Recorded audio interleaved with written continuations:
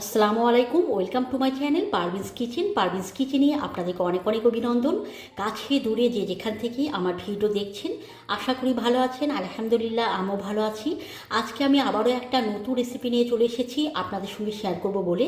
আর আজকে যে রেসিপিটা আমি শেয়ার করব সেটা হচ্ছে ব্রেকফাস্ট রেসিপি। কিভাবে তৈরি করলাম সেটা দেখার জন্যে শেষ অবধি আমার পাশে থাকুন এবং দেখে নিন। আজকের রেসিপিটা তৈরি করার জন্যে আমি নিয়ে নিয়েছি বাঁধাকপি। অর্ধেকটা বাঁধাকপি নিয়েছিলাম, সেগুলোকে ছোট ছোট করে কেটে নিয়েছি এবং পানি দিয়ে আমি সেদ্ধ করে নিয়েছি। এখানে কিন্তু কোনো লবণ বা আমি হলুদ ইউজ করিনি, শুধুমাত্র পানি দিয়ে সেদ্ধ করে আমি ছেঁকে নিয়েছি। এখন আমি এখানে একে একে সমস্ত মশলা দিয়ে দেবো। প্রথমেই দিয়ে দেবো স্বাদ অনুযায়ী লবণ, হলুদের গুঁড়ো, লঙ্কার গুঁড়ো, ম্যাগি মশলা, জিরে, কালো জিরে, কয়েকটা লঙ্কা ছোট্ট ছোট করে কেটে নিয়েছিলাম, এখানে দিয়ে দিলাম। ঝালটা আপনারা কম বেশি করে নেবেন। আর আমি এখানে দিয়ে দিয়েছি রসুন। রসুনের পরিমাণটা কিন্তু অনেকখানি রয়েছে, আপনারা চাইলে পারে পরিমাণটা কিন্তু কম বেশি করে নিতে পারেন। আমি এখানে নিয়ে নিয়েছি 1 বাটি আতপ চালের গুঁড়ো। অল্প অল্প করে দিব এবং সমস্ত উপকরণের সঙ্গে আতপ চালের গুঁড়োটা খুব ভালো করে মেখে নেবো। একবারে দেবো না, অল্প অল্প করে দিয়ে আমি এটাকে মেখে নেবো। মানে যতটুকু প্রয়োজন হবে আমি আতপ চালের গুঁড়ো ততটুকুই এখানে ব্যবহার করব।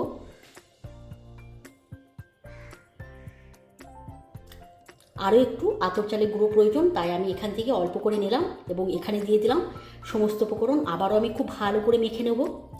খুব সাধারণ একটা রেসিপি, আর এর জন্য শুধু দরকার বাঁধাকপি। আপনাদের বাড়িতে যদি বাঁধাকপি থাকে তাহলে কিন্তু খুব অল্প সময়ের মধ্যে আপনারা চাইলে পারে কিন্তু এইভাবে এই রেসিপি তৈরি করে আপনার বাচ্চারাকে বা আপনার পরিবারকে এইভাবে তৈরি করে ব্রেকফাস্ট হিসাবে খাওয়াতে পারেন।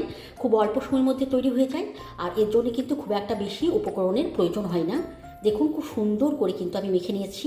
এখন আমি তাওয়া বসিয়ে দিয়েছি। এই তাওয়ার মধ্যে আমি অল্প করে দিয়ে দেবো সাদা তেল। খুব ভালো করে আমি তেল ব্রাশ করে নেব। খুব ভালোভাবে আমি তেল ব্রাশ করে নিয়েছি।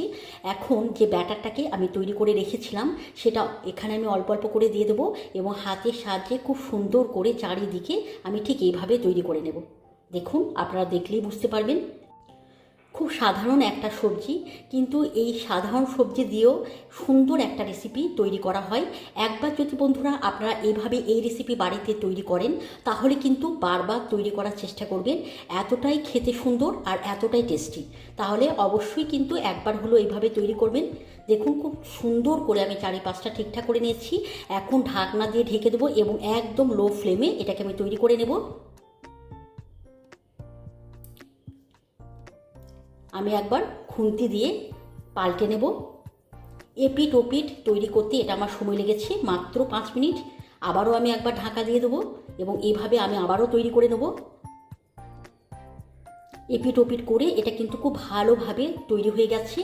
এটা যখন তৈরি করবেন বন্ধুরা অবশ্যই গ্যাসের ফ্লেম কিন্তু লো রেখেই করবেন, তাহলে কিন্তু এটা ভেতর থেকে পরিপূর্ণভাবে তৈরি হবে আর খেতেও অনেক টেস্ট হবে। এখন আমি এর ওপরে দিয়ে দেবো একটা ডিমের পোচ, যেটা আমি প্রথমেই তৈরি করে রেখেছিলাম। এই মিডিল অংশে আমি দিয়ে দিলাম। তারপর চারিপাশে আমি দিয়ে দেবো চিজ।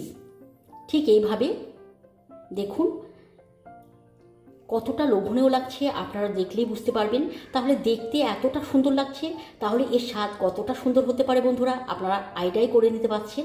এইভাবে কিন্তু আপনারা তৈরি করুন, আর কেমন হয়েছে আমাকে অবশ্যই কমেন্ট করে জানাবেন। চারিপাশটা খুব সুন্দর করে আমি চিজ দিয়ে দেবো।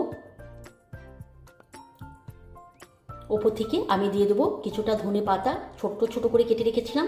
এইভাবে চারিপাশটা আমি দিয়ে দেবো। তারপর আমি এখানে দিয়ে দেবো অল্প অল্প করে আমি দিয়ে দেবো চিলি ফ্লেক্স।